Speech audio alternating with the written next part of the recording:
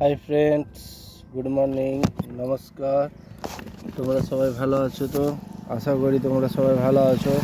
চলো বন্ধুরা, আজ যাচ্ছি। ভাড়া নেই, কালো ছাড়াকে নিই, আজকেও নেই। এই দেখো বাইক নিয়ে বেরিয়েছি দাড়ি কাটতে। চলো যেতে যেতে তোমাদেরকে আজকে ব্লগটা, বাইক নিয়ে বেরিয়েছি তো যেতে যেতে ব্লগটা করছি। কী করবো বলো বন্ধুরা, দাড়িটাও তো কাটতে হবে। দাড়িটা একমুখ হয়েছে, ওই জন্য যাচ্ছি। সেদিন প্রচণ্ড ঠান্ডা লেগে গেছে, তো সেই জন্য কোথাও কালো থাকেনি ভালো অবস্থা, আজকেও থাকেনি। তো বেরিয়েছি, ওই একটু ওষুধ নেবো। প্রচণ্ড ঠান্ডা লেগে গেছে, গা হাত পা একটু যন্ত্রণা করছে, মাথা যন্ত্রণা করছে। তো আজকে বেরোলাম। হ্যাঁ, তো চলো যেতে যেতে ব্লগটা করছি। সেলুনে যেয়ে তোমাদেরকে মিট করবো, ঠিক আছে? ওকে, বাই। দেখতে পাচ্ছ বন্ধুরা, ফাইনালি চলে এলাম সেলুনে। তো সেলুনে এসে দেখলাম প্রচণ্ড ভিড়। তো আমি এখানে চুল দাড়িটা কাটবো বলেই এসেছি। যদিও বা ফোন করেছিলাম, বললো এসো, তাড়াতাড়ি হয়ে যাবে। তো এই জন্যে ফাইনালি সেলুনে এসে বসে পড়েছি। তো বসে আছি এখন। এনারা খুব বিজি কাটার মধ্যে। তো আমি এখানে চুল দাড়িটা কাটবো, তারপরে যাব।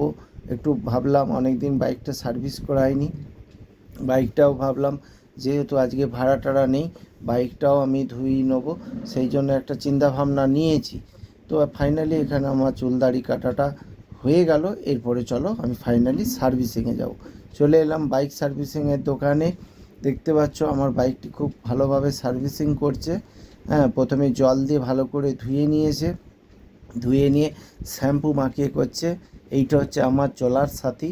একে নিয়ে আমি এদিক ওদিক সাইডে ঘুরি। তোমরা তো জানোই আমি 4 চাকা গাড়ি চালাই, তো সেই জন্য গাড়ি নিয়ে ম্যাক্সিমাম ঘুরি। তো আমার হচ্ছে চলার সাথী। একে নিয়ে আমি যেখানে খুশি যাই। হ্যাঁ, সমস্ত কিছু এই আমার শখ। তো ওকে ভাবলাম একটু ফ্রেশভাবে ধোয়াতে হবে, ওই জন্যই ধুয়ে নিলাম। ধুয়ে নিয়ে বন্ধুরা এরপর এখান থেকে যাব সোজা বাড়ির পথে রওনা দেবো।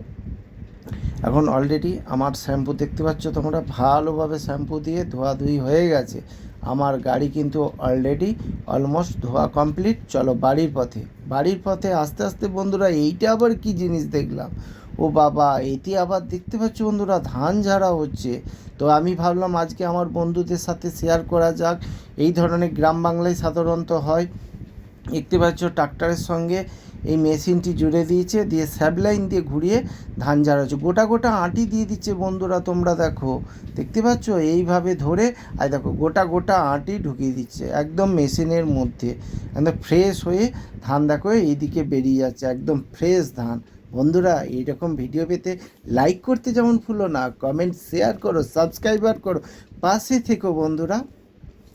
দেখতে পেয়েছো কত সুন্দরভাবে হচ্ছে। এখানে ধান পুরো স্টক করা আছে তিরপলে, রাস্তার গায়েই হচ্ছিল। বাড়ি আস্তে আস্তে দেখলাম, ওই জন্যই ভাবলাম এটা শেয়ার করি আমার বন্ধুদের সাথে। কত সুন্দর একটা পদ্ধতি। গ্রাম বাংলার মানুষ এখন খাটনি অনেক কমে গেছে, আধুনিকতার মেশিন এসে।